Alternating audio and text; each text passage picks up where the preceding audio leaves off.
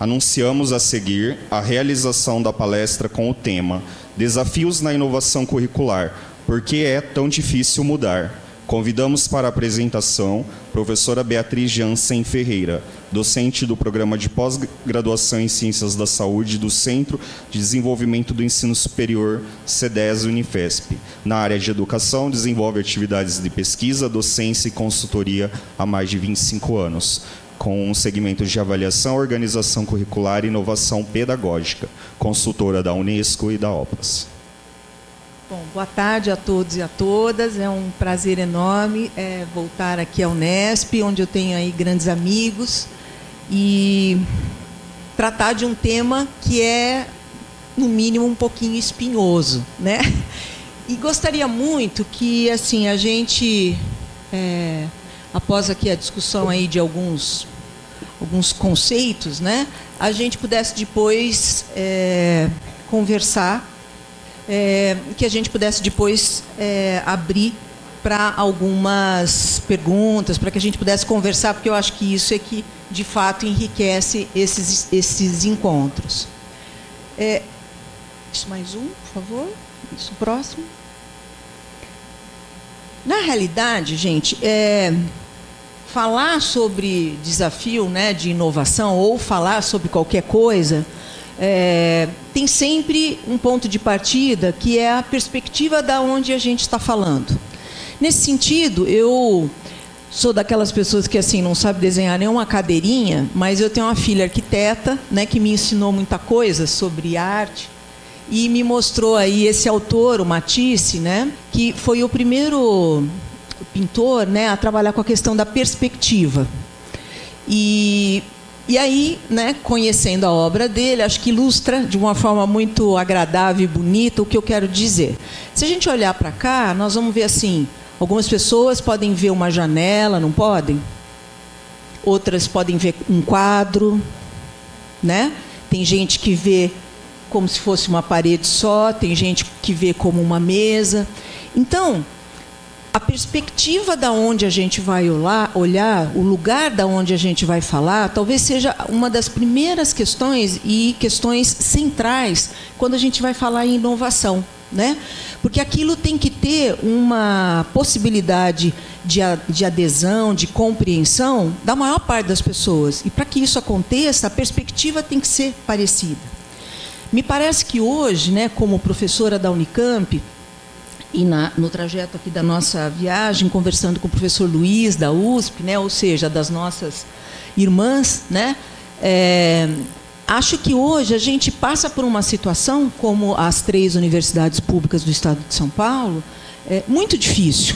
Né, muito difícil por questões financeiras, orçamentárias, que estão dentro de uma crise que é nacional e que parece que vocês trataram disso, né, pela manhã. Mas eu acho que tem uma questão, e nós, da Unicamp, temos discutido muito isso, que é para além disso, né? A gente sabe que o ensino superior ele é 30% público e 70% privado, né? Então, ou seja, a gente dá conta de um percentual muito pequeno das pessoas que querem seguir uma carreira universitária. E não é culpa nossa isso, obviamente. Mas, de fato, a gente dá conta de pouca coisa, né? O ensino privado crescendo e crescendo de uma forma centralizada. A gente tem um grupo, né, privado que tem mais de 1 milhão de alunos, 1 milhão de alunos, né? Só um grupo. Então, assim, e para o nosso contribuinte do ICMS, e para nós mesmos, né, para todos nós que somos, antes de serem docentes, somos cidadãos. E aí a gente liga lá no jornal, né, na Bandeirantes ou no Jornal Nacional da Cultura, né, e a gente vê assim, Universidade de São Paulo com seríssimos problemas financeiros. A Unicamp com 0 de aumento e com muitos problemas financeiros. A Unesp com muitos problemas financeiros. E aquele cara que está lá, sentado, que paga ICMS, que está se matando para que o filho entre numa das nossas 3 universidades. Qual é a compreensão que ele tem? Ele tem uma compreensão de que, muito provavelmente, as gestões dessas 3 universidades, a forma como isso foi levado, desenvolvido, não foi das melhores. E por que ele, brasileiro, vai continuar pagando ICMS para que a gente mantenha um desenvolvimento que, no mínimo, está sendo discutível? Então, eu queria chamá-los, né, convidá-los para discutir a questão da inovação nessa perspectiva. Na perspectiva de que somos um grupo de pessoas extremamente trabalhadoras que querem, né, fazer desta universidade, nós em Campinas, da Unicamp, professor Luiz, em São Paulo, 3 universidades que, de fato, a gente possa e tenha muito orgulho do que a gente está falando, do que a gente está fazendo, né? Que a gente tenha a noção de pertencimento mesmo, né? Que assim, eu brinco, né? A gente vê às vezes, eu sou da área da saúde, fiz enfermagem e depois fiz a minha formação acadêmica na área da educação, na interface com saúde, e o meu pós-doutorado na área de ensino de ciências da saúde. Então eu brinco que eu estou aqui sempre dos dois, né? Nos dois lados.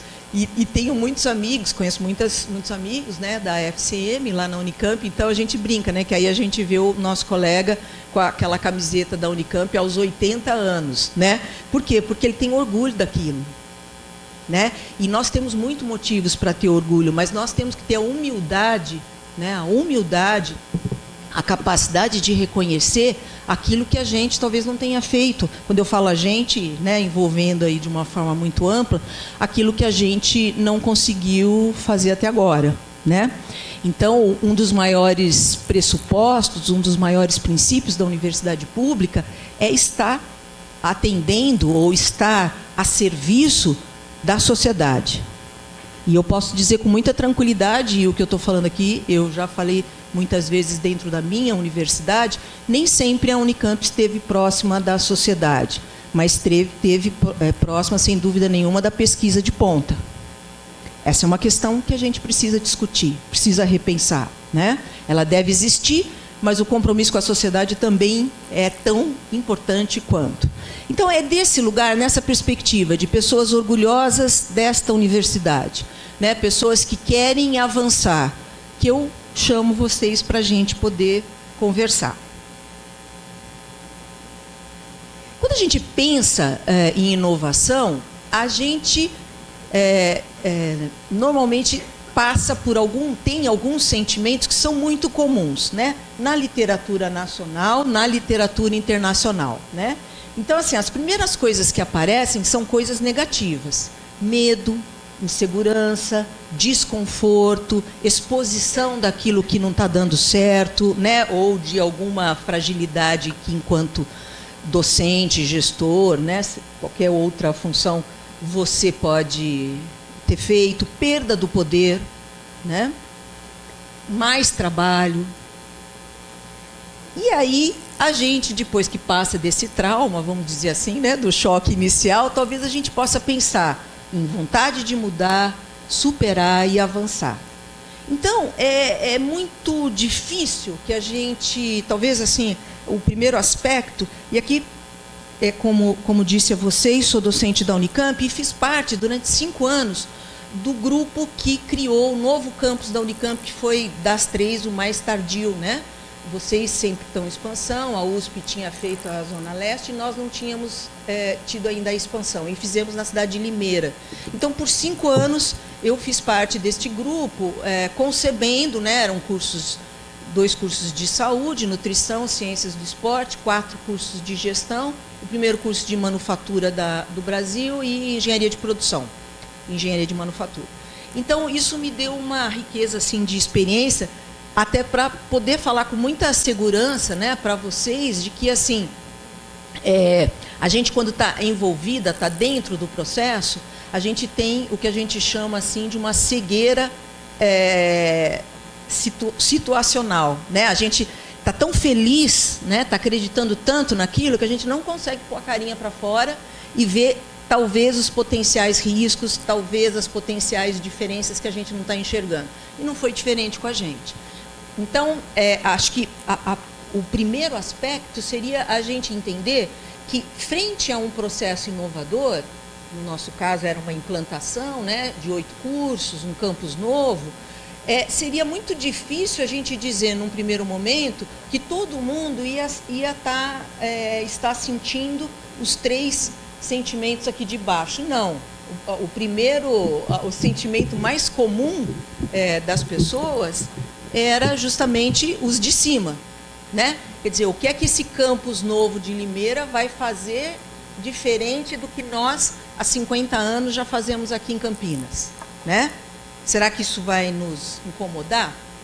Então, acho que o reconhecimento disso, de que o novo traz sempre de cara e de forma mais intensa sentimentos negativos, é muito importante.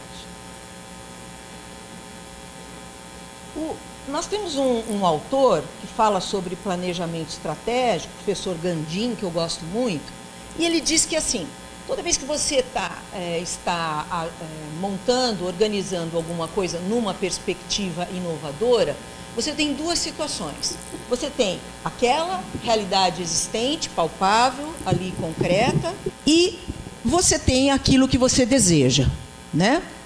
O professor Gandim nos diz que, assim, a ideia de que a gente sai daquilo que é real, concreto, vigente, para ir para aquilo que nós desejamos ou pretendemos inovar, não se dá assim, né?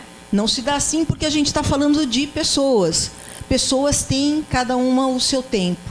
Tem o seu tempo de adesão, tem o seu tempo para discordar, tem o seu tempo institucional, né, enquanto componentes de uma instituição.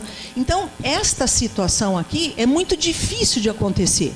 O mais comum é que a gente tenha uma situação de transição, né, onde a gente sai daquilo que a gente está seguro, que é o que nós sabemos fazer, para passar... Eu acho que até vou ficar aqui assim, mas tá, se eu quiser eu ponho aí. Obrigada.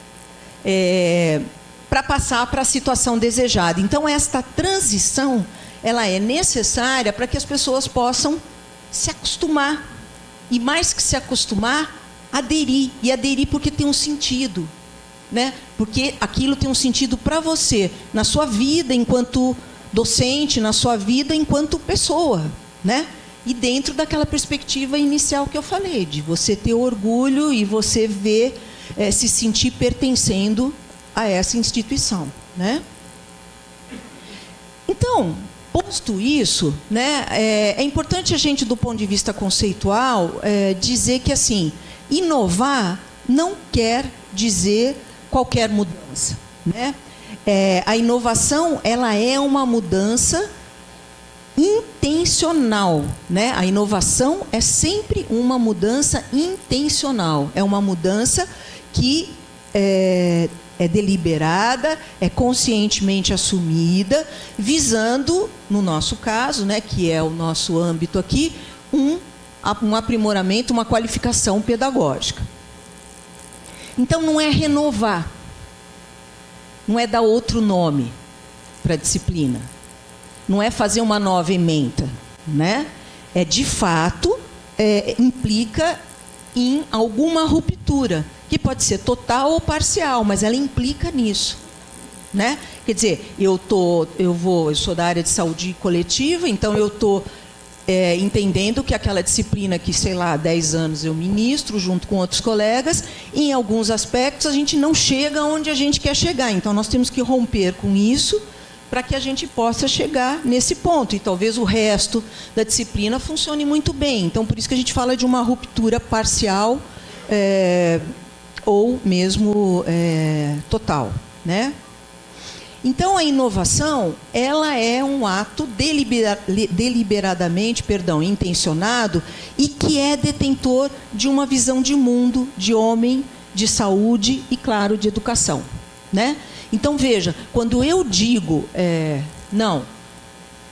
Quando a gente, por exemplo, dizia numa reunião do nosso conselho universitário para a aprovação do campus de Limeira, que os eixos centrais do campus de Limeira seriam pautados sobre a preservação do meio ambiente, sobre o desenvolvimento ético das profissões e sobre a questão da sustentação do desenvolvimento de uma cidadania, a gente está dizendo que a gente acha que isso faz parte da cesta básica de quem vai se formar em Limeira.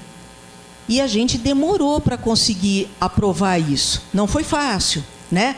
E eu penso que compartilhar com vocês esses exemplos ajudam no sentido da gente perceber quais são as dificuldades, né? Até porque são temas públicos que nós tratamos em vários lugares. Então, por exemplo, nós tivemos, eu acho que é a mesma situação, o Conselho Universitário, algumas pessoas têm voz, né? E outras vezes a gente é convidado, como fomos, a apresentar o nosso projeto político-pedagógico, mas, ao sermos questionados, tínhamos que pedir a palavra, né?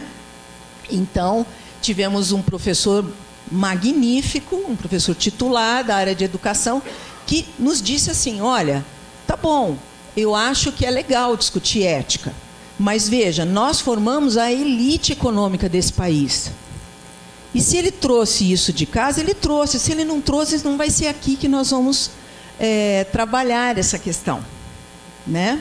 E aí a gente pede licença para rebater, e aí a gente fala, olha, tem impressão que talvez nem 1% dessa universidade tem muito orgulho da elite econômica desse país. E parece que isso agora está tão atual, né? Mais atual ainda. Então, se é essa elite que nós estamos formando, a gente tem que mudar o rumo da prosa, né? Porque isso não está dando certo. Então, ética não é algo a ser desenvolvido dentro do nível universitário para que esse indivíduo carregue para o resto da vida, aprimorado, revisitado. Me parece que sim, né? A nós parecia que sim. Então, veja, é muito importante a gente dizer de onde a gente está falando, porque isso, às vezes, clareia muito e ajuda muito na adesão da inovação. Se você entende aonde você está entrando, se você entende por que você vai ter que fazer aquilo, né? Nesse contexto, qual será a sua participação? Agora, observem, nós, quando falamos de inovação, nós falamos, basicamente, especialmente no ensino superior, de mudança curricular, né? Adoção das metodologias ativas, né? Parece um mantra, assim. Veja, não adianta a gente falar de mudanças com relação às atividades, metodologias ativas, ou o currículo assim, ou assado, mudando para cima, para baixo, tal, se na realidade o que é anterior, o que é o pano de fundo para a mudança curricular, né, que é só uma organização daquilo que você está dizendo que quer formar, se eu não tiver uma reflexão paradigmática. Então, assim, eu mudo o currículo, né, eu mudo a questão curricular, se eu... Só um minutinho.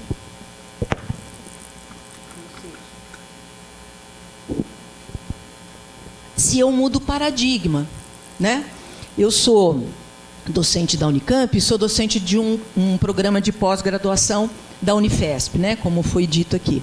Então, eu brinco, eu tenho muito carinho, né? Eu digo que é a minha segunda casa, mas é muito interessante, porque assim, os meus colegas do curso de medicina, eles não se intitulam Unifesp, eles são a Escola Paulista de Medicina.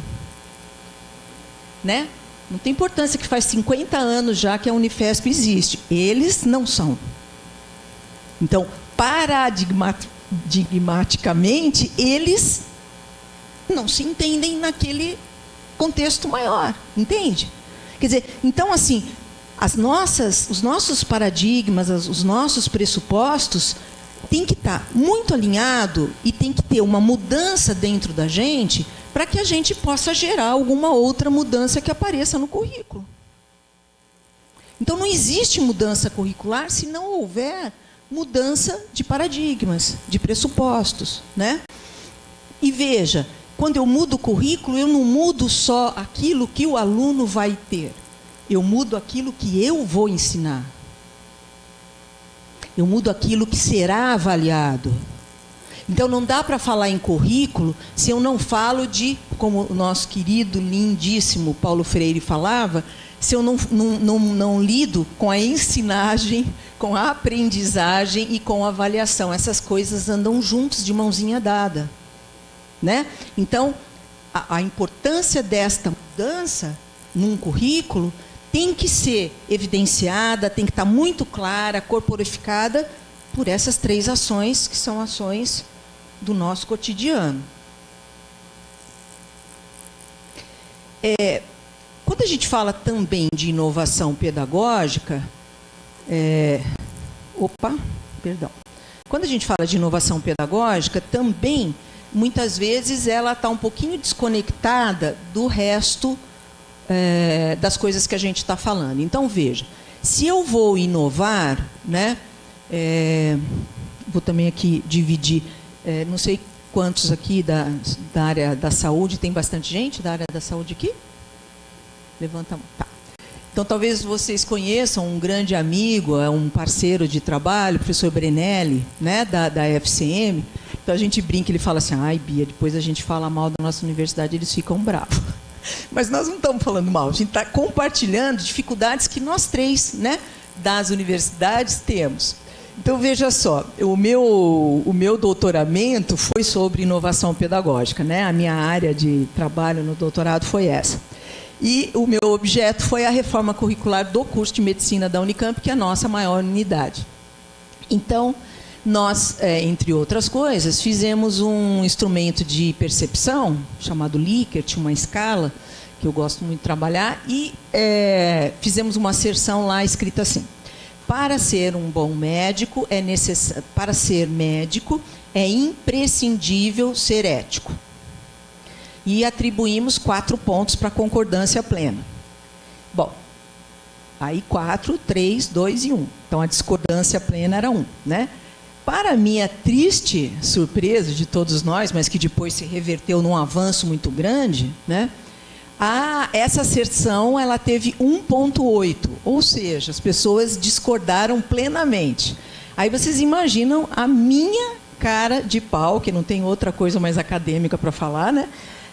Na frente de quase 600 pessoas, porque só de docente tinha 350, mais os alunos, todo mundo, e eu dando uma devolutiva, como, né, tem que ser, e mostrando esse resultado, né?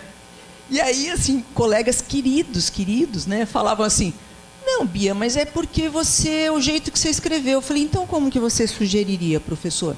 Aí o professor falava assim, não, é assim, ó, para ser médico, para ser um bom médico, você podia ter posto assim, para ser um bom médico, é bom que você seja... Aí ele mesmo ia falando mais baixinho, é bom que você seja mais ou menos... Não, mais ou menos ético, não, né? Não, é bom que talvez... Né? E aí a gente viu assim, o nosso aluno é um aluno extremamente bem preparado tecnicamente, né? Costuma passar bem, né, nos exames de residência, das coisas, mas a questão da ética era um tema tratado de uma forma muito localizada dentro da deontologia, dentro da bioética, e não como um tema longitudinal, transversal, que passasse por toda a formação dele, o que passou a acontecer, né? Então, assim, muitas vezes a gente pensa na inovação desconectado do resto, né? E aí, quando a gente foi olhar o plano pedagógico de curso da FCM, a gente percebeu que o espaço que a ética tinha, de fato, não era tão central como tem que ser. Porque a gente lida com gente. Como diz o Brenelli, o nosso potencial homicida é enorme, né? Se a gente erra, né? Então, assim, se eu estou falando de inovação, percebam que vocês vão ter que ir lá olhar o que é que o projeto político-pedagógico da Unesp diz. Como é que a Unesp é? Observem que se a gente olha das 3 irmãs aqui, a Unesp, sem dúvida nenhuma, é a universidade que todos nós percebemos que tem uma expertise, uma tradição maior do ponto de vista do ensino de graduação, né? E tem uma presença enorme dentro do Estado, né? Coisa que não acontece com a Unicamp e muito menos com a USP, né? Então, veja, o que será que está escrito lá? Qual é a cara da Unesp? Qual é a sua identidade? E o que nessa identidade precisa ser renovado? precisa ser inovado. Né? Percebe? Então, a discussão tem que partir daqui. Né? Porque uma inovação não entra aqui no meio. Né? Ela sai lá de cima.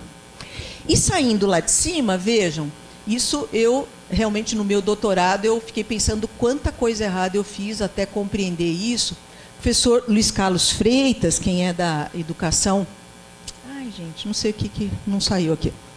O professor Luiz Carlos Freitas sempre comenta sobre isso, né, que os elementos fundantes, principais, né, de qualquer organização curricular e que tem que ter uma transparência, tem que ser absolutamente claro, né, não gerar dúvida para ninguém, são quais são os objetivos de formação. Né? Então, assim, o médico, o engenheiro, o profissional de letras, a enfermeira, que sai da Unesp, tem que ter quais competências, quais habilidades, qual é a cara do formado da Unesp. Nós não podemos ter dúvida, porque aí ele vai usar a nossa camiseta até os 80 anos. Né? E não é a mesma da Unicamp, que não é a mesma da USP. Eu brincava com o Luiz na vinda que, assim, lá na USP eles têm certeza que eles falam com Deus, né? A Unicamp tem mais ou menos certeza, né? E vocês ficam vendo, sim, assim, será que dá? Se a linha não está ocupada, né? Então há uma hierarquia aqui, né? Do estado de São Paulo, né? Mas nós estamos mais pertinho de Deus, né? Então, então acho que vocês estão falando, né? A linha não está ocupada. Então, gente, se a gente pensa na questão da inovação, observem que, como eu falei, nós temos que mexer lá em cima, né, nesse projeto político-pedagógico. Gente, depois, se for interesse, né, de quem está organizando o evento, eu posso deixar a apresentação, quem quiser copiar, pode copiar, tá? Acho que essas coisas só ajudam, né? Então, fiquem à vontade, tá? Isso aqui vai demandar pressupostos, né, que tem que ser assumido por nós, né, enquanto instituição. E isso vai aparecer no currículo. Percebe que quando está escrito, vamos formar o aluno crítico reflexivo, não é? Parece mantra também? Crítico, reflexivo, generalista, tarará. E o currículo é absolutamente engessado, não tem interprofissionalidade, não tem um trabalho interdisciplinar. Então, como que ele vai ser crítico reflexivo? Né? Isso vai demandar um perfil de formação. Né? Esse perfil de formação tem um caráter geral, obviamente, e tem um caráter específico. E isso tem que estar a serviço, em primeiríssimo lugar, da sociedade, porque o nosso dinheiro é público. Nós não podemos perder isso de vista nunca. Nesse sentido, eu, quando converso com os meus colegas da Unifesp, acho que eles fazem isso, claro que vendo de uma forma muito tradicional, mas com muita coerência. O nosso médico tem essa cara aqui. Fazemos isso há 87 anos e a gente acha que está certo e vamos. Então, observe que até é mais fácil você discutir uma questão dessa com um colega que vem de uma formação mais tradicional, mas que tem sentido, tem uma lógica. O que fica difícil é a gente ter um currículo engessado e ter pressupostos aí que não combinam com ele, né? Então, vejam, como é que uma inovação normalmente acontece e acontece de uma forma positiva, né? De uma forma exitosa? Primeiro, ela precisa ser uma necessidade concreta pela maior parte das pessoas.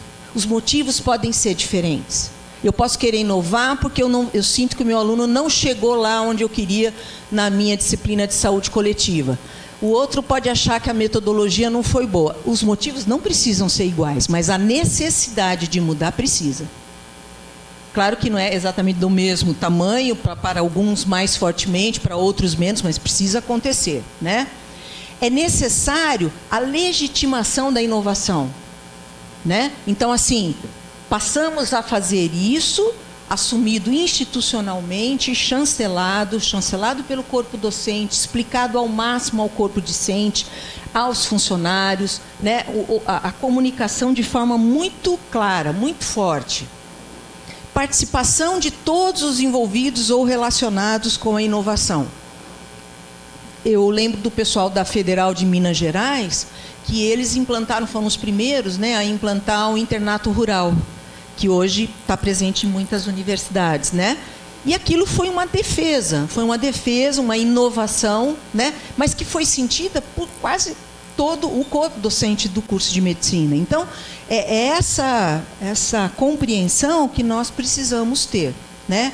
A comunicação entre as pessoas que estão sentindo, as pessoas que estão legitimando, as pessoas que estão operacionalizando, tem que ser o mais efetiva possível, né? Acho que aqui eu não preciso mesmo dizer para vocês que os ruídos são absolutamente horrorosos, né? Para acabar com uma inovação ou para acabar com qualquer coisa, né? Quer dizer, aquilo que não é dito, aquilo que não é explicitado, né? Que é aquela coisa que vem meio assim por baixo, meio disseminado, é muito negativo mesmo. Vocês devem evitar.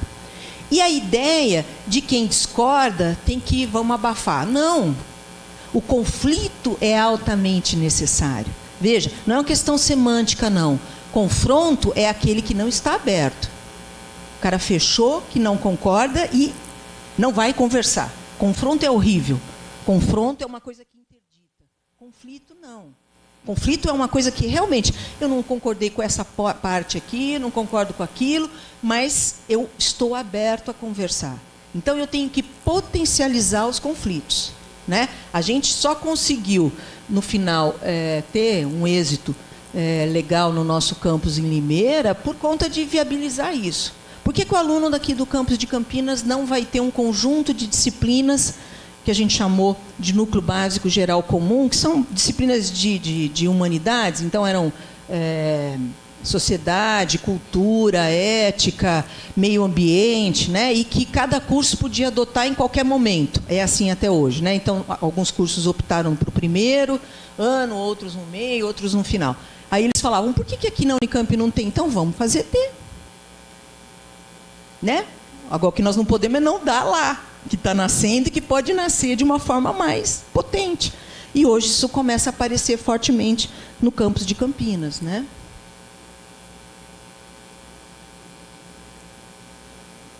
Então, aqui, uma síntese, né, do processo educacional inovador. Então, ele é inovador quando surge ou parte dos professores. Obviamente que aqui falando, né, da questão pedagógica. Gente, eu vou dar um pouquinho. Há um grupo que impulsiona ou propõe. Percebem que não é possível que a gente tenha, né, a academia envolvida, óbvio, né? Não é possível isso. Mas é importante que este grupo envolvido, que lidera isso, seja muito representativo e seja muito comunicativo com quem representa, né? Há vontade de mudança nas concepções e nas atitudes e não só na organização curricular, que é o que eu falava lá atrás. Quer dizer, mais do que colocar ética no currículo, é o aluno enxergar na gente um professor ético. É enxergar na avaliação que você propõe uma avaliação respeitosa. Porque no primeiro dia de aula você falou lá para ele quais eram os objetivos de formação e o que é que você iria avaliar. Então, é um combinado honesto, claro, né? Aí está tudo certo. É muito importante isso, né? Que a gente realmente se atente a essa questão. Atua com independência profissional em relação à administração, embora considere o aspecto legal e as prescrições curriculares. Óbvio, nós temos diretrizes, né? Vocês têm, obviamente, como nós, regimento, né? Nós temos normas, então é claro que dentro daquilo nós não haverá nenhum desrespeito, mas tem que haver uma independência, né? Tem conexão com as expectativas da sociedade e com as necessidades dos alunos, né? Quer dizer, o aluno, muitas vezes, é um bom termômetro no sentido de nos dizer, olha, não está dando certo, né? Ou tem uma infraestrutura que não está acompanhando aquilo que eu preciso desenvolver, né? Nós, na Unicamp, percebemos de acho que 4 anos para cá, que nós não tínhamos, temos um restaurante, né? E nós não tínhamos, nós tínhamos almoço e jantar. E a gente percebeu que muitos dos nossos alunos tinham um rendimento muito ruim de manhã, né? E a gente, pelas falas, né, através do SAI, né, do Sistema do Serviço de Apoio ao Estudante, percebemos que a questão era o café da manhã mesmo, a falta dele, né? E hoje a Unicamp tem café da manhã também, que mostrou uma centralidade, né, no desenvolvimento, né, na participação dos alunos muito grande. Então, estou dando um pequeno exemplo aqui, mas que poderia ser qualquer outro. Contribui para a satisfação profissional e pessoal dos professores e, indiretamente, introduz mudanças no sistema educacional. Então, observe, a inovação, ela tem um caráter profissional, mas ela revela também um aspecto pessoal, de como você está se colocando naquele trabalho, naquele currículo, naquele grupo, né? Está aberto ao contraste com outros grupos de professores, né? A questão dos conflitos. Considera-se que as contradições são parte do processo inovador. Então, é muito difícil uma inovação que ninguém questiona nada, né? Que ninguém vê alguma coisa diferente ou vê com intensidades diferentes. Né? É muito comum a gente ter conflito e é bom que a gente tenha. Né? Necessita de reflexão crítica para não se transformar numa prática rotineira. Então, pegando esse exemplo do núcleo básico geral que eu comentei com vocês, a gente comemora 10 anos agora em fevereiro de implantação desse campus. E algumas coisas foram mudadas. Por quê? Porque a gente percebeu que aquilo que a gente planejou 10 anos lá atrás, algumas coisas não foram tão exitosas, foi interessante mudar, então é importante que isso não fique estanque, né? Não fique parado. Então, eu achei que assim, o mais seria talvez mais contributivo aqui para mim, em relação a vocês, pensar em algumas perguntas que certamente passam pela nossa cabeça, né? E que às vezes a gente acaba deixando passar. Então, como é que eu posso efetivar o processo de engajamento do educador num trabalho integrado e inovador, se a nossa formação, né, especialmente os mais sábios aqui, para não dizer mais velhinhos, foram formados num sistema extremamente fragmentado e conservador, né? Como fazer isso? Então, vejam, alguns ambientes podem ajudar, né? Ambientes, por exemplo, quanto à sua organização. Quando a gente tem uma organização um pouco mais flexível, um pouco mais negociada, recomposta em funções, né, daquilo que as pessoas precisam, das iniciativas, dos problemas, eu tenho uma possibilidade de construir, manter e superar aquela inovação mais. Quando eu tenho um ambiente extremamente rígido, né, aquela coisa que a gente quase não se vê, cada um no seu horário, cada um no seu quadradinho, na sua caixinha, vai ser mais difícil, né, porque as pessoas não estão abertas ao diálogo. As relações, né? Não estou propondo que a gente saia aqui todos de mão dada, abraçados, né? Assim, nos amando profundamente. Mas é importante ter coleguismo. É importante a gente ver no outro um parceiro e não um adversário, né? Porque ele publicou na A1 e você não conseguiu publicar na A1 e se fica jogando dardinho à noite na foto dele, né? Quando você não tem nada para fazer. Não dá. Percebe? E o que eu estou falando é absolutamente comum nas nossas 3 universidades, porque somos 3 grandes universidades. Mas também sabemos, todos nós, como é que é publicar nesse país, não é? Não é só nesse país, né? Mas então, assim, vamos dar a dimensão àquilo que ela tem, né? Então, assim, vamos olhar para o meu colega e, quem sabe, vamos fazer um artigo junto da próxima vez, né? Vamos juntar o que eu ajudo e o que ele e vamos, né, pro A1 lá na Noruega, entendeu? Vamos, né, fazer uma inovação pedagógica e vamos levar para um congresso, né, e vamos ter o prazer de ver escolas nos olhando e nos admirando e vamos partilhar isso, né? Ninguém ganha, né, segurando a coisa. E a cultura e a identidade. O trabalho pedagógico, ele tem que ser visto como um trabalho coletivo, né? Então, minha filha estudou, fez arquitetura em São Carlos, na USP, e aí ela brincava que, às vezes, vinham alguns professores da FAO, né, de São Paulo, e se referiam a eles assim, né, como picorococor, né, porque tudo caipira. É caipira mesmo. É caipira mesmo. Nós estamos em São Carlos, né? Então, é assim que tem que ser, não vamos falar São Carlos, né? Então, assim, a identidade é muito importante, né? A identidade nos dá credibilidade, né? A gente tem que falar que é da Unesp com muito orgulho e com toda a caipirice que nos caracteriza, e inclusive a nós em Campinas, não é? Então, essa questão aqui da identidade é muito importante. Eu diria que, na minha experiência, né, de organização, implantação, né, de novos currículos e desse campus, que foi um trabalhão de 5 anos, eu diria que essas duas aqui, né, a primeira e a terceira, são centrais. Se você garantir essas duas, a gente vai para frente bem mais fácil, né?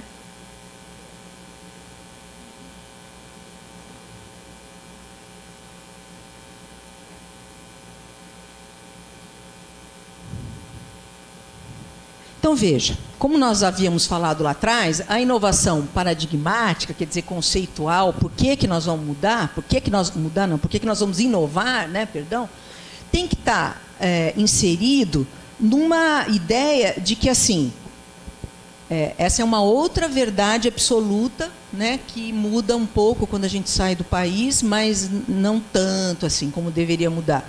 Veja, a gente dorme enfermeiro, dorme médico, dorme engenheiro, né, no dia do concurso aqui da Unesp, e acorda professor de medicina, professor de enfermagem e professor de engenharia. E a gente não é professor. Nós não temos competência pedagógica, por mais que isso nos doa e nos deixe inseguros, a gente não sabe. Eu duvido que qualquer um dos mestrados, doutorados e pós-doutorados que vocês tenham feito aqui, eu fiz na educação o mestrado e o doutorado, essas questões não foram discutidas. Não foram. Então, assim, a gente não tem uma capacitação pedagógica. Não, agora nós vamos trabalhar com PBL e a gente incorpora aquilo, nem sabe direito do que é que nós estamos falando, né? Não, vamos fazer a metodologia da problematização, que a gente também não sabe, né, direito como é que tem que fazer. Então, é muito necessário que, para que isso aconteça, eu tenha uma capacitação pedagógica, que eu tenha um espaço para discutir isso. Nós tivemos uma experiência muito exitosa na Unicamp, nos últimos 4 anos, dentro de um espaço que a gente lá chama de espaço de apoio ao ensino e aprendizagem, onde a gente fez uma coisa que eu recomendo a todo mundo, tenho recomendado quando me convidam para falar, que é a questão do acolhimento docente, né? Então, a gente tinha 3 dias que a gente ficava fora da Unicamp, né? Porque, para a nossa realidade, isso funcionava, e a gente discutia as coisas mais centrais do ponto de vista pedagógico com os docentes, tudo misturado, os docentes novos, né? Então era de janeiro a julho, depois de junho e de julho a dezembro, mais uma outra leva. Então tinha junto colegas da medicina, da física, da dança, todo mundo junto. E aí a gente discutia como é que a gente constrói objetivo de formação, como é que a gente avalia, como é que a gente seleciona os conteúdos para aqueles objetivos. Como é que eu penso nas metodologias? Como é que eu trabalho com metodologia ativa? Como é que eu trabalho com avaliação? Então, esses 3 temas eram temas centrais. E nós fizemos isso durante 4 anos e foi realmente muito exitoso. A gente tem depoimentos, né, dos nossos colegas dizendo que foi muito, muito bom. E o que a gente pedia? Para que eles levassem um plano de curso, se eles tivessem mais, e selecionassem um e levassem. E, no final, a gente mexia, né, eles iam mexendo nesse plano de curso e verificando coisas que eles poderiam avançar mais. E, junto com isso, a gente ofertava um curso de 30 horas, né, uma vez por semana ou 2 vezes por semana, dependendo da disponibilidade da turma. E aí, ao final desse curso, a gente revia outros planos de curso que aqueles docentes tinham. Gente, e foi impressionantemente bom, porque as pessoas se viam iguais, com as mesmas dificuldades, né? Em áreas de conhecimentos diferentes, mas que um complementava e ajudava muito o outro. Então, essa é uma coisa que eu acho que deu certo e eu recomendo, né? Como propiciar a forma de instauração de diálogo, mesmo que o educador não tenha sido preparado para isso, né? Então, acho que a primeira coisa com relação à inovação, quem está inovando? É uma coisa de grupo? É um trabalho coletivo? tem uma perspectiva institucional, eu não tenho dúvida que a Unesp, a Unicamp e a USP têm que olhar para os seus umbigos rapidamente para fazerem a sua defesa na sociedade. Eu não tenho dúvida. Porque este grupo, que tem 1 milhão de alunos, dado de outubro do ano passado, deve ter bem mais agora, está aí. Né? Então, nós temos que assim, definitivamente mostrar à sociedade tudo de bom que a gente faz, e a gente faz muita coisa boa. Né? Mas nós temos que, talvez, ser mais explícitos nisso. Né? Então, esse seria o primeiro questionamento. Essa inovação sai da onde? Sai, por exemplo, dessa necessidade que nós temos nesse momento, uma necessidade social de mostrar a importância do nosso trabalho, a importância, né, da ampliação e da manutenção de 3 grandes universidades paulistas, que têm uma autonomia que as outras universidades não têm, e os gestores que estão aqui sabem disso. Né? Eu vejo lá pela Unifesp, quer dizer, nós temos uma autonomia do ponto de vista pedagógico que as federais não têm. Né? E isso nos dá uma possibilidade incrível, né? Que a gente tem que aproveitar de uma forma muito boa. Né? Como se inova? Né? É de uma forma representativa, vem de cima para baixo. Né? Então, teve uma escola que eu fui que eles falaram, pô, eles compraram lá o manual de como se trabalha com PBL, mas aí ninguém sabia trabalhar com PBL. Né? Então, não adianta muito. Né? O que se inova? É uma estrutura? É um sistema, é um conceito, é uma relação social? Nós temos que ver. No nosso campus em Limeira, certamente a gente inovou uma estrutura curricular e a gente inovou um paradigma. Quer dizer, a ideia de que o campus de Limeira teria uma parceria com a sociedade mais estreita do que o campus de Campinas vinha desenvolvendo. Né? Isso para nós foi muito caro, foi muito precioso. E acho que, em linhas gerais, deu certo. Por que se inova? Por uma necessidade? Não podemos mais contratar professores e a gente vai ter que se virar com os professores que tem? Né? A Unicamp tem vários concursos, todos aprovados, engavetados, não estamos contratando ninguém. Então, como é que vai ser? Vamos ter que nos virar? Essa é uma demanda, então, do ponto de vista orçamentário? É uma demanda do ponto de vista externo? Né? Sistemas de acreditações, eu conheço um de medicina, que está, o SAEM, que está muito forte, vai ser alguma coisa que vai estar batendo na nossa porta. Os cursos de medicina deverão ser todos acreditados. A partir de 2023, nenhum curso que não for acreditado, nenhum médico, né, que não pertencer a uma universidade que não for acreditada, vai poder lecionar nos Estados Unidos. Né? Vai poder trabalhar nos Estados Unidos e o Canadá também. Então, esse é um dado. Né? Então, nós temos que ver por que a gente está inovando, né? Identificar isso. Bom, alguns caminhos, gente. Acho que assim, a sensibilização para legitimar é o primeiro deles. Por que temos que inovar? Né? Isso tem que estar muito forte. Uma adesão seletiva, nós não vamos ter todo mundo do mesmo lado. Lembra da ideia do conflito? Nós vamos ter gente do outro lado. Né? Mas é importante que a gente tenha, deste lado, pessoas que de fato defendem aquilo, acreditam, né, fazem daquilo uma verdade. Privilegiar espaços e práticas de colaboração. Né? Que pode ser lugares que vocês têm aí para fazer, por exemplo, a capacitação pedagógica, outros lugares. A do Unicamp, né, que é a Associação dos Docentes da Unicamp, para nós foi um espaço muito rico na época da construção do campus novo. Né? Desenvolver, potencializar processos comunicativos sustentáveis. Né? Então, é um grande grupão no WhatsApp, é uma página no Facebook, é um blog que vocês vão criar e que aí as pessoas vão, cada um no seu tempo, na hora que dá, entrando e se atualizando. Né? Como favorecer condições para que o educador compreenda como ocorre a aprendizagem do aluno, mesmo que ele ainda não tenha tido tempo ou nem tenha sido permitido a ele parar e observar como ocorre a sua própria aprendizagem. Então, se a gente parar para pensar, o século XX termina com a academia pautada nessas coisas, e acreditando, e defendendo, e formando muita gente assim, na perspectiva técnica, na ideia da ciência neutra, né? É um dado de ciência, incontestável, não cabe aqui discussão, na linearidade do conhecimento e na razão. A gente termina o século XX, aí eu estou falando, e no poder, perdão, eu estou falando mundialmente, falidos. Não deu certo. É claro que com isso, não estou dizendo que nós não formamos gente competente, inteligente, até porque nós estamos aqui e a gente foi formado lá, né? Então, assim, a gente consegue fazer coisas, mas na sua grande maioria, a academia não ajudou. E aí, o que aconteceu? A gente gerou realmente espaços de muita competição, de muita individualidade, de muita exclusão.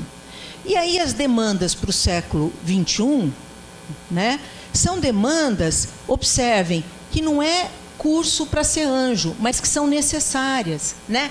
Eu não posso pensar hoje num mundo, num país, numa Unesp que não tenha uma noção de solidariedade entre os seus e com a sociedade, como uma universidade pública, que não tenha a perspectiva de incluir gente, já que nós temos poucas vagas, que não tenha capacidade de gerar raciocínios éticos, capacidade técnica consciente, que a gente não entenda, né, os sinais, os sintomas. Eu, como da área da saúde, quer dizer, eu acho que a gente nunca teve tanta gente, na minha experiência profissional,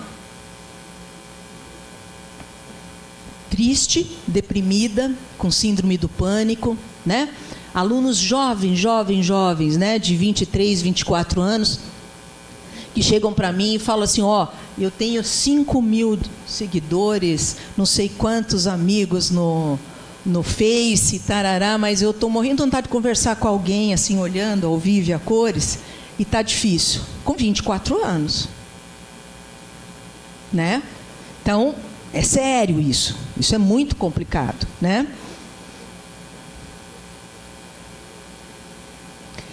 É importante que, para que a gente pense em inovação pedagógica, o primeiro paradigma, que esse é necessário mesmo, se vocês não conseguem, né, vocês ou se um grupo não consegue entender isso, a gente não vai conseguir inovar, pelo menos do ponto de vista pedagógico, vai poder inovar em outra coisa, tecnologia, outras coisas, mas pedagogicamente não vai, é se a gente não entender que o professor, ele é um mediador, né, mas ele é um mediador comprometido, qualificado entre o quê?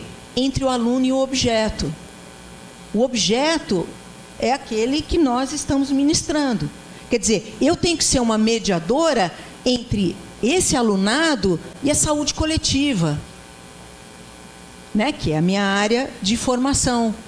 E percebe que essa mediação, ela tem tudo, gente, dentro dela. Ela tem sedução, ela tem parceria, ela tem uma possibilidade, né, de adesão. E aqui a questão da sedução no sentido mesmo bom da palavra, né? Quer dizer assim, olha, o Brasil precisa de mais gente na atenção primária. Eu e o Luiz vínhamos conversando. 80% dos problemas do Brasil, né, e de qualquer lugar do mundo, mas vamos falar da gente aqui com muita propriedade, estão na atenção primária, 80%. Né? Então, se eu estiver, como a gente viveu, a maior parte das pessoas que estão aqui nesse auditório, o professor e o aluno, numa relação vertical, por mais respeito que ele tenha por você, e ele terá, porque todos aqui são pessoas competentes e comprometidas, mas ele não tem acesso a você, né? E ele precisa ter acesso a você. E aí, a competência afetiva é muito importante, né?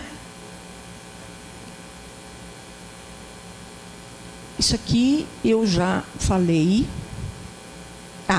Aqui tem uma questão que eu queria falar para vocês, né, do ponto de vista do planejamento da inovação, pensando no ensino e aprendizagem, que assim, isso eu lembro de uma aula de doutorado que assim, eu tinha vontade de entrar debaixo da mesa, assim, e sumir, né, de vergonha. Porque o professor Luiz Carlos Freitas, eu tive a honra de tê-lo como professor e como meu membro de banca. Então ele falava assim: como é que vocês montam o seu plano de curso? Por favor, montem aí no papel. Acho que você lembra, não lembra? Aí todo mundo. Eu seleciono os conteúdos, depois eu ponho para eles como que vai ser a avaliação, aí depois eu ponho os objetivos de formação. Aí ele falava: então, isto é e ele daquele jeito doce que ele tem quando ele quer, né? Assim, isto é um lixo, né?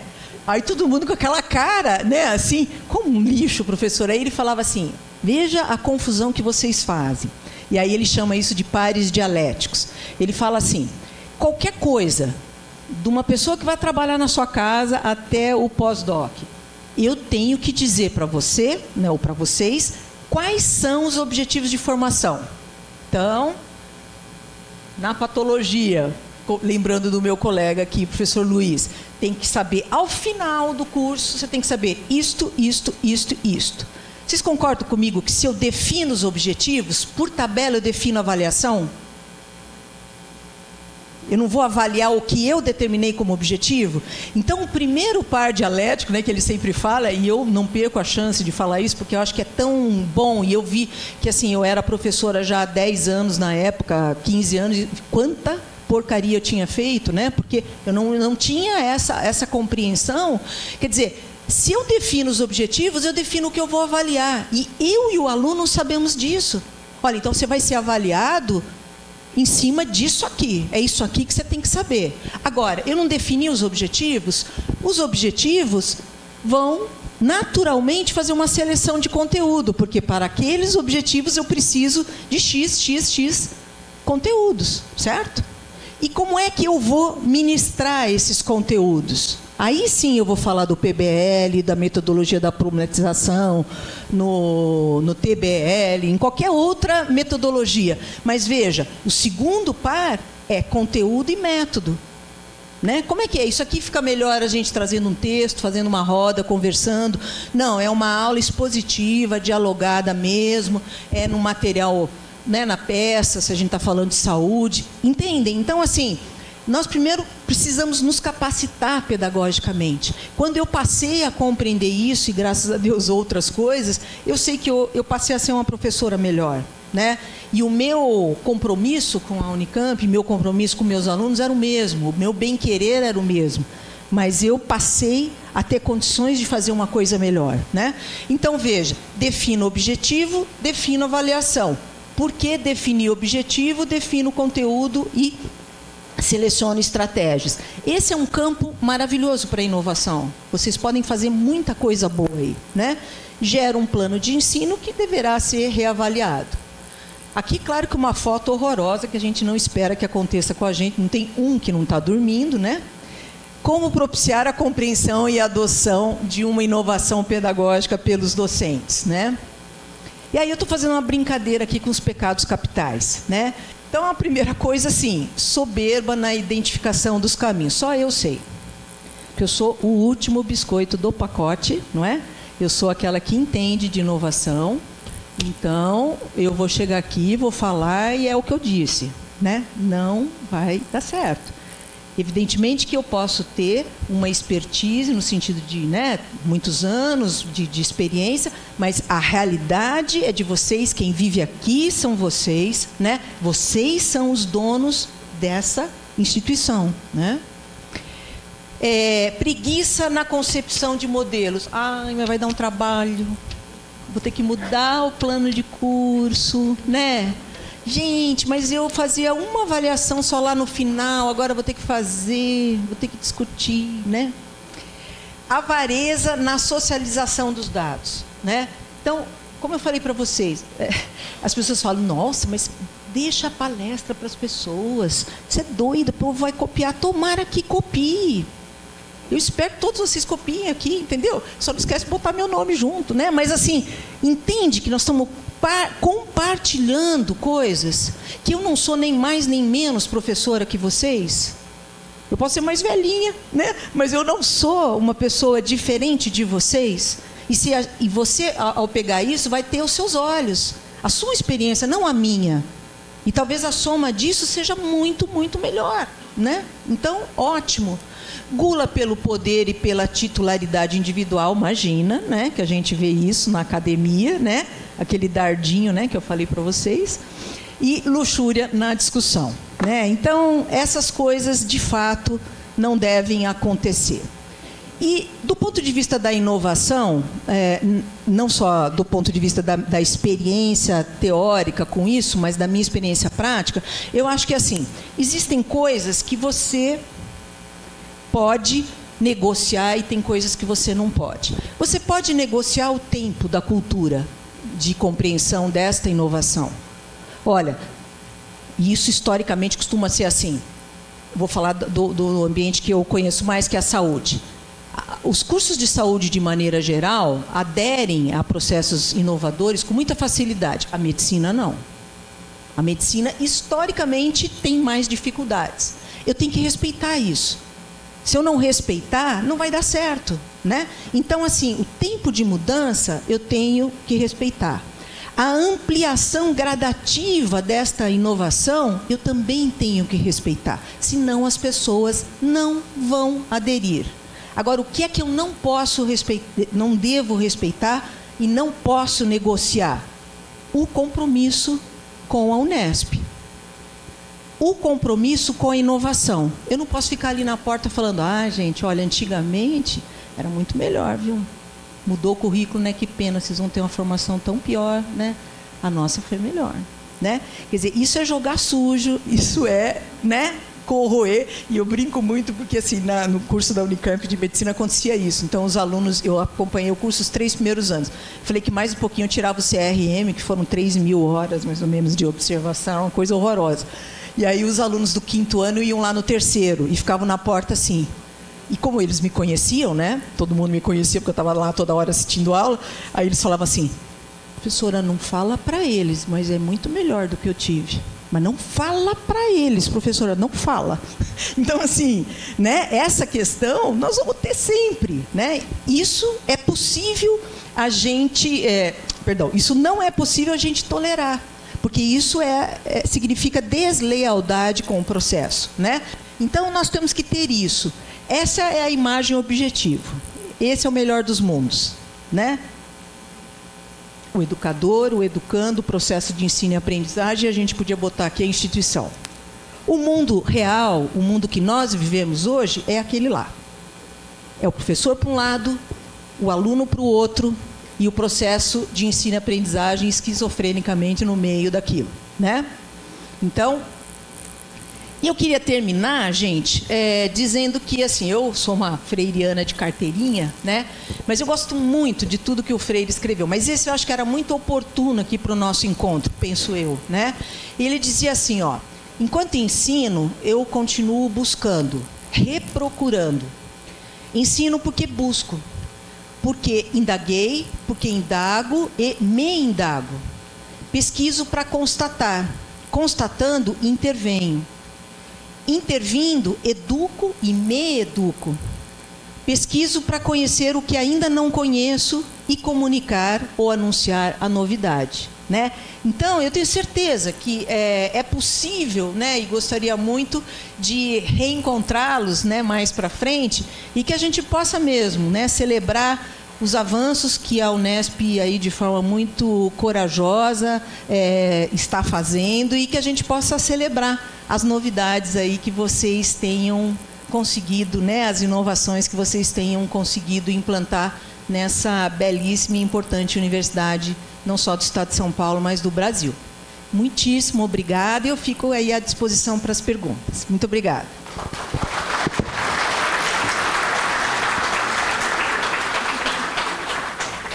Abriremos neste momento duração de 30 minutos a sessão de perguntas. Lembrando que serão 5 perguntas, 2 minutos para cada e 4 minutos para cada resposta.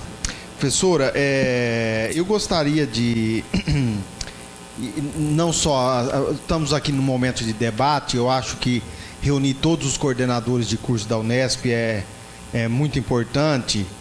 E, novamente, eu queria dizer ao professor Sandro, à professora Gladys, que a gente vai reclamar bastante aqui, mas não necessariamente nós estamos colocando culpa dos problemas em vocês, porque como o próprio professor Sandro disse na fala dele, isso foi feito e agora a gente tem que descascar o abacaxi, né? Tudo bem que quem fez deve estar aposentado, já recebendo tudo, mas tudo bem, a gente que descasca agora. Eu, como filho da Unesp, e como eu tenho 35 anos, vou trabalhar até os 140, que nós vamos ver até os 140, até os 100 eu quero me aposentar, né? Mas, então eu estou preocupado com a situação, com a crise que se desenha, porque eu vou ficar, né?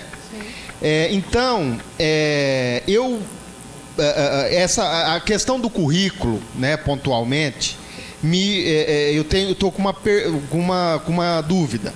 Então, qual que é, e aí a professora Gladys, enfim, poderia também falar, não sei, qual que seria, né, porque me parece que há uma proposta aqui de alteração de currículo, né, para o próximo ano. Então, assim, essa alteração de currículo, o objetivo dela é uma forma de tentar contornar a crise, e aí nós temos uma crise principalmente com falta de professores. Então, se é por isso, e tentar fazer com isso uma melhora, porque se for isso a questão, eu acho que não vai funcionar. Eu acho que, se for isso, né, ao meu ver, por quê? Por exemplo, o Conselho Estadual de Educação, então eles querem a todo momento que a gente reformule o currículo, como se o problema fosse o currículo e não fosse o salário de fome que é pago aos professores da rede pública. E a jornada, eles sim, de escravos, né? Claro, não é de escravo, mas enfim, é uma jornada exaustiva, né, a qual os professores são submetidos, e ao número demasiado de alunos, né? Então, assim, a minha posição, por exemplo, quanto à mudança do currículo, o nosso currículo solicitada pelo MEC, pela Secretaria de Educação, pela Comissão Estadual de Ensino, é uma forma de tentar resolver um problema que não é assim que vai se resolver. Eu posso fazer o que quiser no currículo das licenciaturas, acabou meu tempo, e não vai resolver. Então, assim, se essa for a questão, eu acho que não vai resolver. E outra coisa, a adoção dessas outras metodologias de ensino, enfim, digamos, à distância, enfim, elas não suprimem o professor. Pelo contrário, elas demandam muito mais do professor. Então, se nós temos elas não vão. Então, uma coisa que de fato não vai acontecer é diminuir a necessidade de professores na universidade. Então, e nós não temos como, por exemplo, eu vou falar de casos lá. Eu estou aqui tentando preencher uma demanda de diária. Não estou culpando a gestão atual, hein? Mas veja, o colega que falou que exerce funções técnicas como coordenador. Eu queria fazer uma pergunta aqui, porque talvez só seja no campo de Prudente. Quem aqui tem um secretário exclusivo para graduação? Quem não tem um secretário exclusivo para graduação, levanta a mão. Quem não tem? Quem não tem? O restante do pessoal tem um secretário exclusivo. Veja, então acho que o problema é lá em Prudente. Temos que tomar conta lá. Porque nós não temos secretário e, por exemplo, quem dá estágio lá é um professor que atende 240 alunos da geografia. Então, assim, qual que é a qualidade desse estágio? Nós precisamos de professores. Então, eu coloco essa questão, né? Qual que é o objetivo e se com isso vai diminuir a demanda de professores, né? Fala teu nome de novo. Eduardo Girardi. Tá. Eduardo, veja só, do ponto de vista institucional, eu não tenho a menor condição de responder a sua pergunta, né? Porque ela é no âmbito da gestão. O que eu diria para você é que essa mesma realidade a gente está passando na Unicamp, né? Exatamente a mesma. O que eu entendo, vamos dizer, o movimento que a gente tem tido lá é no sentido de que, assim, o que é que temos para hoje? Né? E não é no sentido da precarização, veja só, não é no sentido da precarização mesmo, porque sou uma pessoa que defendo, né, as condições de trabalho, né, docente, de ensino e aprendizagem, assim, até o fim da minha vida. Mas eu entendo que, em alguns momentos, não é possível a gente tentar desenvolver as coisas da forma que seria a mais adequada. Por exemplo, lá no nosso caso, vários colegas que passaram pelo processo, pelo concurso, estão aprovados, mas não tem dinheiro para que eles entrem. E eles fazem muita falta, né?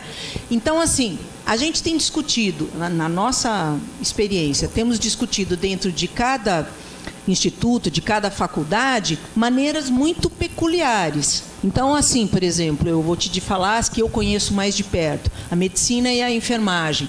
Então, assim, professores, o que tinha a mais, né, que não seria absorvido pelos colegas que iriam entrar, foi dividido entre os colegas, né?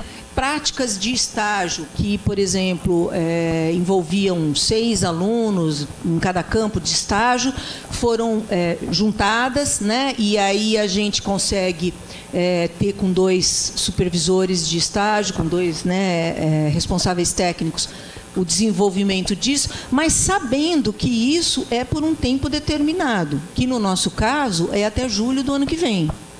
Mas assim, ou era assim, nós não tivemos 0 de aumento, né? Estou falando do ponto de vista financeiro, orçamentário, mas assim, nós não tínhamos outro plano B.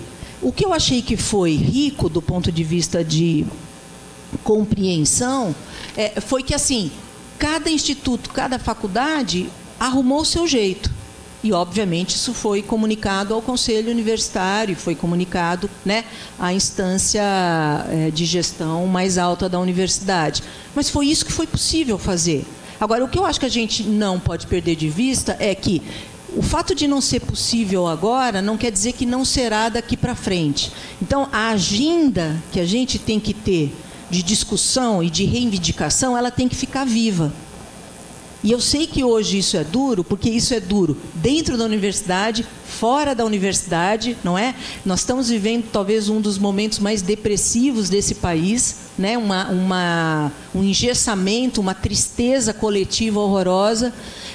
Não tem nada a ver com o que você perguntou, mas eu comentei aqui com o Luiz e me sinto bem, acho que é meio homenageando. Talvez vocês tenham visto no jornal um professor de Minas Gerais, da Federal de Minas Gerais, que foi esfaqueado dentro de um ônibus, né? É uma pessoa querida, um amigo, né, casado com uma grande amiga minha, que sempre pegava o ônibus, ia para a faculdade, dar aula. Entrou um cara, assaltou o ônibus e esfaqueou e ele morreu. Né? Então, assim, essas coisas são coisas que a gente está vivendo com uma intensidade hoje muito maior, né? Especialmente em grandes centros. Estou te dando um exemplo. Quer dizer, como é que a gente lida com um imponderável? Como é que a gente lida com a situação que nós, das 3 públicas de São Paulo, nunca tínhamos lidado? Né? Com a ideia de repente, não ter salário, com a ideia de não ter aumento, com a ideia de não poder contratar professor. Né?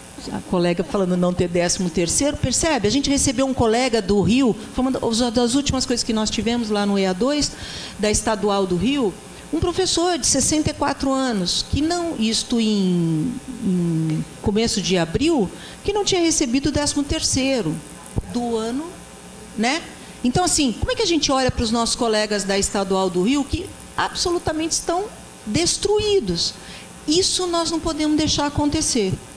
Então, do ponto de vista da gestão, eu acho que os representantes legais aqui da universidade poderão te orientar melhor. O que eu posso te dizer é que a gente não pode perder o foco. Nós não podemos perder a noção de quem a gente é e quem a gente quer ser melhor ainda do que é.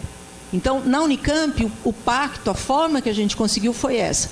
Cada instituto, cada faculdade se organizou do jeito que deu. E informou a universidade e informou da precariedade, que isso é até junho do ano que vem. Né? Bom, já que me foi perguntado, Eu vou responder, que é o seguinte. Onde está, gente? Desculpa. Tá? A gente está propondo mudanças curriculares, mas a gente não está fazendo isso, em primeiro lugar, para substituição de professor ou para diminuir a necessidade de professores. Qual foi o foco que eu coloquei na minha fala? Foi o aluno, o perfil do aluno que está chegando para a universidade. Então, o que a gente está... E eu coloquei desde o começo que a gente tem que ver sustentabilidade de 2 pontos de vista. Um primeiro ponto de vista, que é o que está todo mundo tratando aqui, e que é o mais comum, que é o da sustentabilidade financeira. Mas eu coloquei desde o começo a discussão também, que tem que ser vista também do ponto de vista da sustentabilidade da qualidade. Eu acho que já faz algum tempo que a gente não está olhando a questão da inovação para dentro dos nossos currículos desse ponto de vista. Então, os 2 focos que foram colocados na minha fala hoje de manhã foram esses, eu quero só lembrar. Com relação às licenciaturas, em relação à adequação a 154 e a 111/2012, eu quero dizer que, independentemente de qual é a minha opinião pessoal, a opinião da Gladys, e as pessoas que me conhecem aqui sabem que eu tenho sérias restrições ao que é pedido pela 111/2012 a 154/2017, independentemente do que eu acho, a pró-reitoria oficialmente tem que garantir, tem a obrigação de garantir que os diplomas que a gente oferece aos nossos alunos tenham validade. Então, eu não posso me recusar institucionalmente a promover as adequações. Isso é impossível, senão a gente não vai estar oferecendo diplomas válidos aos nossos alunos. Então, independentemente do que eu penso, como professora, como pesquisadora, como professora de um curso de licenciatura, que eu sou. Eu tenho a minha opinião pessoal, que não é muito, que é bastante crítica com relação a essas adequações, mas eu não posso promover uma insubordinação institucional, porque senão nós não vamos dar os diplomas válidos para os nossos alunos. Por causa disso, nós temos promovido ações institucionais de tentar... Eu tenho participado, fui ao encontro da RADES, fui ao encontro do Fórum das Licenciaturas da Unicamp, a Pró-Reitoria tem participado, que são, vamos dizer assim, espaços de resistência e de diálogo. Estamos tentando promover o diálogo com o Conselho Estadual de Educação. Trouxemos a professora Bernadette Gatti para falar na Unesp. Fizemos todo um movimento político que foi feito pelo professor, foi encampado com muita maestria pelo professor Sandro. Conseguimos emplacar indicação do nome da professora Iraide para o Conselho Estadual de Educação, ao mesmo tempo que a Unicamp conseguiu também que a professora Eliana fosse indicada para o Conselho Estadual. Só que a gente tem que entender também que nós temos 24 conselheiros e a professora Iraide e a professora Eliana são 2 conselheiras, 2 em 24. Então, por mais que a gente esteja causando lá no Conselho Estadual, levando as questões, levando a nossa resistência, a gente ainda é a minoria. E do ponto de vista da pró-reitoria, eu tenho que garantir que os diplomas dos nossos alunos sejam válidos. A resistência, a discussão, o diálogo a gente está fazendo, mas ele tem espaço para ser feito. Tá? E a minha pergunta, ela vai ser bem mais breve, e é um questionamento que eu gostaria de perguntar para a professora: se numa conjuntura adversa, o que nós estamos chamando de inovação não pode funcionar como uma espécie de inovação às avessas, fazendo modificações que, ao invés de implicar o aluno com o conhecimento, ele resolveria questões pragmáticas e afastaria o aluno do conhecimento sistemático em direção a um conhecimento assistemático. Então, eu penso que esse é um risco e gostaria de ouvir em cima dessas condições adversas, inclusive com a questão dos professores substitutos, bolsista, que nós estamos vivendo na Unesp nesse momento. Então, eu fico preocupado com isso. Veja só, é uma preocupação bastante relevante mesmo, né? Eu diria para você que, assim, como é que talvez a gente possa minimizar, né, essa preocupação ou essa situação, ou minimizar no sentido, não minimizar, não deixar ela acontecer, né? na medida em que vocês reiterarem de forma muito forte a identidade de vocês, né? Quer dizer, na medida em que é possível, por exemplo, e aí eu não sei aqui como se organiza, mas assim, quer dizer, o curso de psicologia ou os cursos da área de saúde, não sei como vocês se organizam, mas assim, que fique definido, né? Quer dizer, qual que é a identidade de vocês? O que é que está dando certo nesse currículo? O que vocês têm de práticas exitosas? Isso, lembrando aquele nosso antigo ministro, é imexível, né? Isso tem que ser imexível, não pode mexer nisso. Por quê? Porque vocês têm dados, têm a experiência sólida que deu certo. Agora, certamente, tem coisas que não estão dando tão certo assim como vocês gostariam. É possível avançar nisso? Então, acho que o primeiro movimento é um movimento de olhar para vocês. E aí entendo que talvez cada um por ou área de conhecimento ou por curso, né? Olhar e verificar e sustentar e defender o que está dando certo. E certamente tem muita coisa. E tentar focar esses processos inovadores que dão medo, como a gente falou lá, que deixam a gente desajustados e inseguros. E quando você fala condições adversas, a gente tem tudo mesmo adverso hoje, né?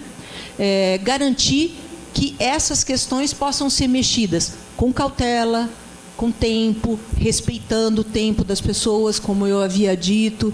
Então, eu acho que assim, não é olhar para o currículo, não é olhar para o curso, e certamente não é o desejo da gestão, não é olhar para a Unesp e falar não está tudo errado, porque não está. Tem muita coisa boa. Então, vamos contar a novidade para o mundo do que é bom aqui. E vamos mexer e tentar inovar, e talvez de uma forma ainda medrosa, insegura, né? Aquilo que a gente até agora não conseguiu muito. E vamos ver o que é possível avançar. Não sei se eu consegui te responder, mas o adverso não tem como a gente mudar. Ele está aí. O que tem é como a gente vai caminhar. Aí eu proponho prudência, trabalho coletivo, olhar para o amigo, pedir ajuda, né? Olhar para os seus alunos e fazer uma parceria e mostrar que é uma travessia. Tem que ser a mais segura possível, porque ninguém chegou a ser uma Unesp. Vocês são uma Unesp. Isso aí não pode sair da cabeça, né? Então, nós não estamos aqui brincando de mudar coisas. A gente está mudando para, ou no mínimo, continuar sendo muito bom, ou para ser melhor. Acho que é isso. Quem levantou a mão? Sou eu, professora. Boa tarde. Eu sou a professora Elisa, da Pedagogia de Araraquara. E eu tenho uma questão que eu acho que...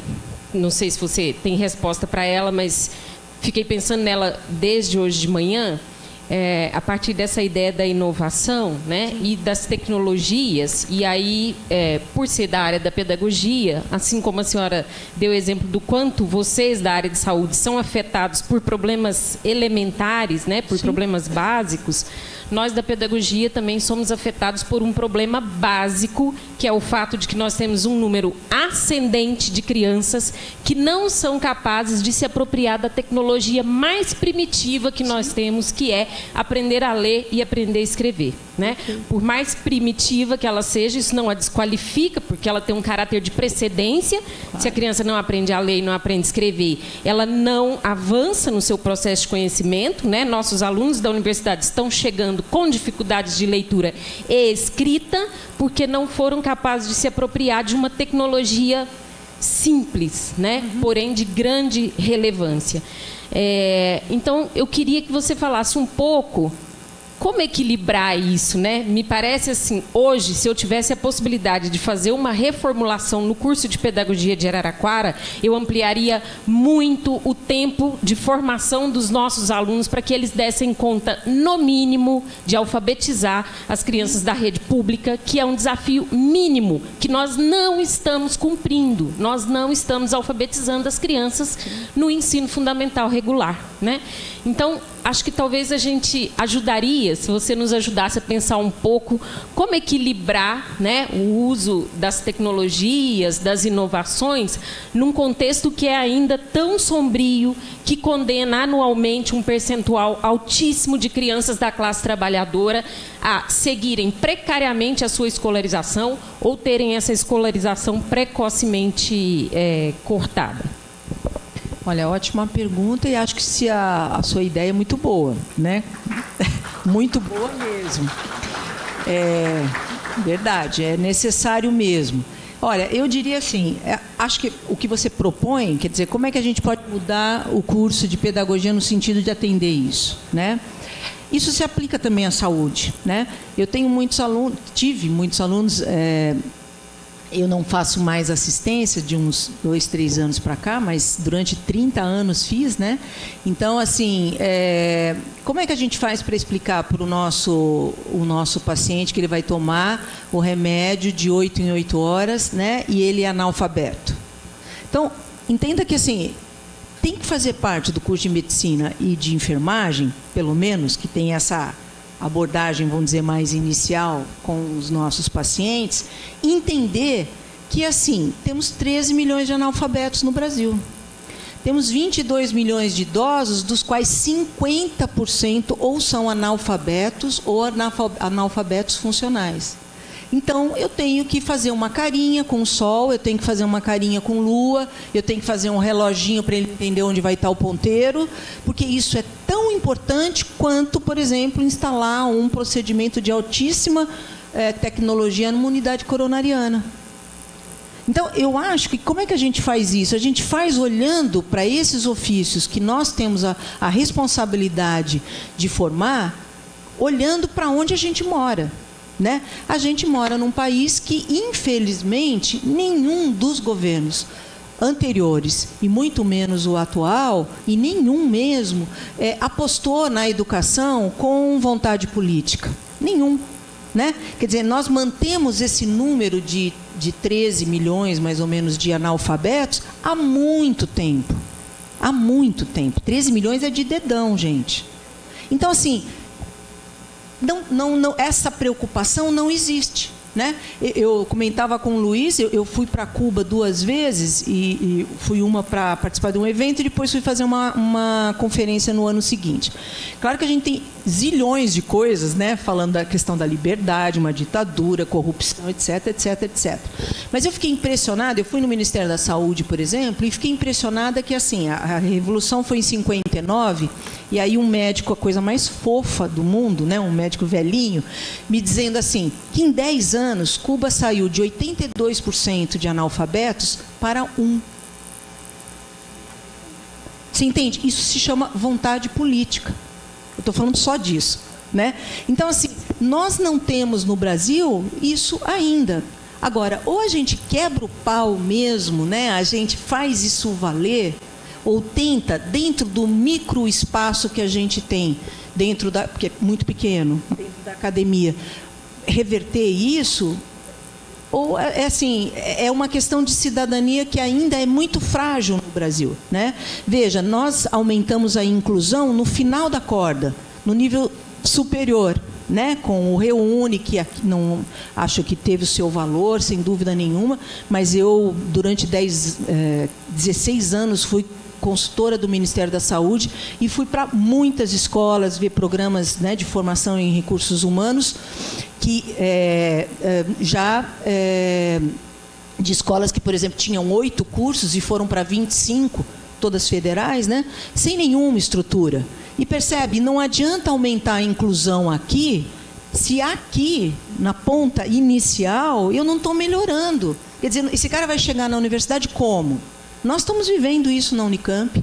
Eu tenho muito contato com o campus da Baixada Santista, da Unifesp, e a diretora me fala assim, olha, Bia, não tem nada mais perverso, porque o cara entra, né, eles têm 10 anos ou 12 de existência, o restaurante foi montado agora, então o menino vem, não tem onde morar, não tem onde comer, ele é o único cara da família que ia ter nível superior, ele aguenta 1 ano, no ano seguinte ele pede para sair. E é como se eu dissesse assim, ó, eu dei chance, você que foi burro e não consegue. Né? Não, a gente não deu chance.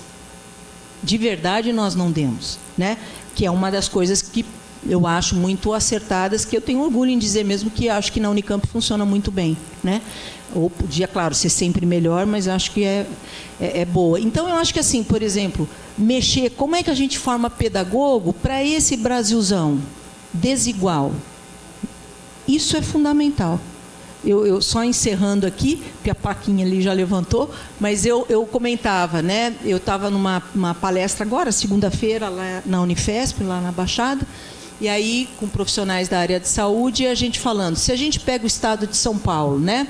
Tem 45 milhões de pessoas. Pega o estado de Minas Gerais, tem 20 milhões, então dá 65 milhões. Nesses dois estados, a gente põe a Espanha, a Noruega, a Dinamarca e a Finlândia. E sobra espaço para mais um pouquinho. Então, o Brasil, nós não podemos falar de um país, a gente tem que falar de um continente, né? A gente tem que ter escolas para o Brasil do Sul, para o Brasil do Centro-Oeste, para o Brasil do Nordeste, para o Brasil do Norte. E isso não quer dizer tratar de forma desigual. Ao contrário, é tratar com respeito. É tratar os irmãos do Norte com respeito, né? Tive um aluno que eu orientei, ele é médico de família, e eu brincava, falava, pô, você só me atende uma semana por mês, o que está acontecendo? Né? Achando que ele estava enrolando, né, para fazer o mestrado. Ele vai de barco, de Manaus, a unidade básica dele é Ribeirinho, ele leva 7 dias de barco, aí ele fica 7 dias lá, aí depois ele leva mais 7 dias para voltar, e aí em 7 dias ele brincava, ele paga a conta, fica com a mulher, com o filho e me atende, né? Esse é o Brasil. Eu orientei esse moço em 2015, não foi em 1980, né? Então acho que é isso. Acho que é no pedacinho de cada coisa. Não tem outro jeito. Meu nome é Alexandre, professor no campus de Ilha Solteira, professor dos cursos de Biologia e Zootecnia. Eu queria parabenizar pela sua palestra. Muito obrigada. Principalmente por aquele dado que eu comento isso há muito tempo e que, na verdade, uma grande parte que fez só bacharel, né? Nós não somos professores, nem fomos formados para ser, e aprendemos com nossos professores e com a necessidade da profissão. Isso eu venho desde do meu pós-graduação, onde eu cheguei na minha qualificação e me falaram assim, você tem que dar uma aula de graduação e você vai ser analisado por isso. Só que eles nunca me forneceram a possibilidade de eu estudar para isso ou qualquer coisa, né? E, sim, acho que mais uma informação ou uma sugestão, que quando a gente chega, principalmente estamos lá dando aula e chega uma informação, olha, vocês vão ter que fazer uma avaliação continuada durante o semestre e vão ter que fazer isso, fazer aquilo, mas não explicam como. Então, normalmente, eu sei fazer a minha avaliação. Na verdade, eu acho que a gente sente necessidade de receber mais informações pedagógicas de como fazer isso efetivamente. Porque eu, como meus colegas, seguimos o padrão. Como é que nós vamos fazer com o currículo apertado, com o tempo apertado? Como é que nós fazemos uma avaliação pedagogicamente correta de nossos alunos, né? Eu acho que isso aí, acho que o grupo que trabalha com isso deveria, ou para complementar o objetivo, fornecer a nós docentes informações pedagógicas suficientes para a gente poder, né, atingir os objetivos que a pró-reitoria de graduação ou o grupo quer. Eu acho que seria mais ou menos isso. Acho que tem mais uma, né? Boa tarde. Eu sou o Paulo. Eu queria, na verdade, pedir se a senhora pudesse fazer alguns exemplos de casos que já aconteceram de mudanças drásticas da forma de ensinar dentro do curso superior. Tá. Eu estou há 4 anos tentando fazer a reformulação, sou coordenador de curso, na tentativa de chamar os colegas para entender o que a gente está discutindo tudo de manhã e à tarde. E aí o que eu percebo? Às vezes alguns se sentem afrontados dizendo, olha, estou há 20 anos fazendo isso. eu enxergo um processo muito difícil de convencimento do docente de mudar a forma de trabalhar. O papel aceita, a gente vai colocar o papel e depois a execução do currículo é muito difícil. E aí os departamentos que a gente tem na Unesp, eles são antigos, são de idade, pessoas, a média do meu departamento é de 50 anos. Como eu convenço uma pessoa de 50 para 60, e aí eu vou dar um exemplo da sua apresentação, que eu achei que foi muito boa, me fez refletir. Obrigada. Né? Só que foi uma apresentação expositiva, como a gente tem costume de fazer. Né? A gente está falando de inovação, mas como que eu tenho dificuldade, talvez, de falar como que eu faria uma apresentação num anfiteatro que fosse inovadora. A gente vai pelo confortável, que a gente acha que a gente vai errar menos na hora de dar aula. A aula expositiva a gente erra menos, porque estamos acostumados e aprendemos assim. Então a pergunta é, existem exemplos que foram aplicados dentro das universidades públicas, de departamentos com pessoas de 30, 40, 50, 60 anos, que foi possível fazer mudanças das formas das pessoas trabalharem? Já houve isso, eu ainda não presenciei.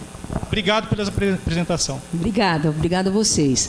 Olha, com relação à primeira pergunta, o que eu acho é que, assim, eu vou falar do que eu vivi e a gente se baseou em experiências muito exitosas, né, lá de fora, como Harvard, Cornell, grandes universidades. A criação de um espaço para a qualificação pedagógica do docente, né? Então, nós temos lá na Unicamp o EA2, acho que foi extremamente efetivo, né? É um lugar onde os professores podem, né, gerar uma demanda. Olha, a gente está com um problema de avaliação, então como é que nós podemos resolver, né? Como que a gente pode ter mais conhecimento sobre avaliação? E aí a gente, por exemplo, promovia alguma coisa conforme a perna que os professores tinham. Um curso de uma semana, de 15 dias, e depois a gente fazia, por exemplo, um blog, ia conversando, né? Fazia à distância, e foi muito, muito exitoso. Isso custa caro para a universidade? Não custa. Não custa. Né? Isso é alguma coisa que vai exigir da universidade um orçamento extra? Não vai.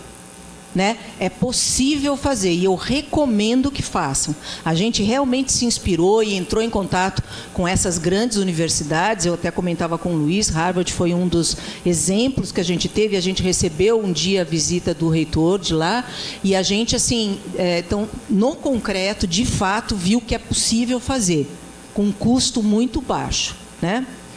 Com relação ao que você está falando, eu já vi grandes exemplos. Eu vou citar dois para você. Um se chama Sala de Aula Invertida, né? Que é uma metodologia e que, no nosso caso, na Unicamp, foi muito aplicada à área das engenharias. Então, a gente tinha, como acho que em todos os lugares, aquela coisa que eu acho que é uma terapia de graça que os professores fazem, de reprovar 85% da classe no cálculo, né? Então, o aluno entra no cálculo já tremendo, né? E aí a gente falou, não é possível, porque se você pega qualquer tratado de pedagogia, né, a minha colega ali vai concordar comigo, não tem 85% de pessoas que não entendem alguma coisa que alguém está falando. O problema está no que e como está se falando, né? Então, épocas de vacas gordas, a Unicamp mandou 16 pessoas para Stanford, 16 professores do curso de engenharia de cálculo para aprender a metodologia. E a gente voltou e desses 16, 12 estão aplicando e 4, né, não. Mas isso mudou, assim, absurdamente, em uma forma muito reduzida aqui por causa do tempo. É uma forma, uma metodologia que trabalha com tutoria, então são grupos menores, né? Acho que você sabe, muito mais tempo de exercício e o professor só para tirar dúvidas. Qual a diferença de Cornell e da Unicamp? Olha a arrogância, né? Primeiro, uma pequena diferença orçamentária, assim, quase desprezível, né? Mas, segundo, a família, a sociedade chega ao gestor da universidade com muito mais força, com muito mais espaço do que a gente tem aqui no Brasil. E foi o que aconteceu. O curso custa $120 mil por ano eu não vou pagar para meu filho e mais 84% da classe repetir. Então, houve uma demanda da sociedade questionando o método, né? O professor foi questionado e nós conversávamos, por exemplo, quando o professor de Harvard foi para a Unicamp, ele achou um absurdo que os nossos professores faziam um curso, né, de atualização ou de atualização ou de qualquer outra qualificação pedagógica, se quisessem. E é assim até hoje. A gente não tem como... A gente tem, mas não há uma vontade política de obrigar. Porque ele disse, olha, se o meu professor em Harvard não tem domínio sobre, por exemplo, avaliação, e ele está tendo problemas, ele é ofertado a ele que ele resolva isso do ponto de vista do conhecimento. Se ele não quiser, ele é demitido. Simples assim. Né? Na universidade pública a gente tem muita dificuldade com isso, né? Também é um outro lado da moeda, né? Então, as universidades particulares têm o lado bom da coisa, que é assim, quer dizer, as coisas são ofertadas no sentido de adesão total, né? Vamos dizer, é o lado bom da coisa, né? Mas eu acho que a gente teria que ter uma reflexão sobre isso, porque, veja, você foi contratado, eu tenho um outro exemplo para o colega, que a gente estava tratando, um outro exemplo que eu queria te dar, bem rapidinho, que a gente estava tratando de doenças infecto-contagiosas no curso, né, para médicos e enfermeiros. E aí a gente estava falando de AIDS, né? Então, o que nós fizemos? À luz de uma experiência de um colega da USP que tinha feito e que compartilhou conosco. Em vez de falar primeiro da doença, o tema, todo mundo sabia que era a AIDS. A gente aí divide a turma, né? Então fica o 25, que no nosso caso lá são 120. Então ficou 25 alunos, nós fizemos uma roda, aí a gente entregou um envelope para cada um, né? Pedimos para que eles abrissem, né? E aí tinha um resultado em cada um, positivo, negativo, indefinido, né? E aí ficamos vendo o que acontecia. E aconteceu exatamente o que aconteceu com o nosso colega na USP. As pessoas ficaram travadas na cadeira e demos um papel com lápis para eles colocarem no papel o que estavam sentindo. Então, teve gente que colocou um sol assim, gigantesco na folha. Teve gente que pintou de preto a folha inteirinha. Isso levou mais ou menos uns 40 minutos. Depois disso, a gente foi falar do conceito teórico. Olha, até hoje, eu tenho 36 anos de docência, eu vou me aposentar em março, agora do ano que vem. Eu tenho alunos, essa aula já aconteceu há uns 12 anos. Eu tenho alunos que até hoje assim, me encontram na universidade e falam assim, mas aquela aula foi demais, hein, professora? Ficou, marcou. Isso foi altamente inovador. Né? Então, às vezes, a inovação ela é muito pequena, um custo muito baixo, e a gente só precisa ter a atenção, né, para aquela situação. Não sei se eu respondi ao colega. Faremos agora o intervalo de 15 minutos para o coffee break. Convidamos a todos para se servirem na área externa do auditório. Obrigado.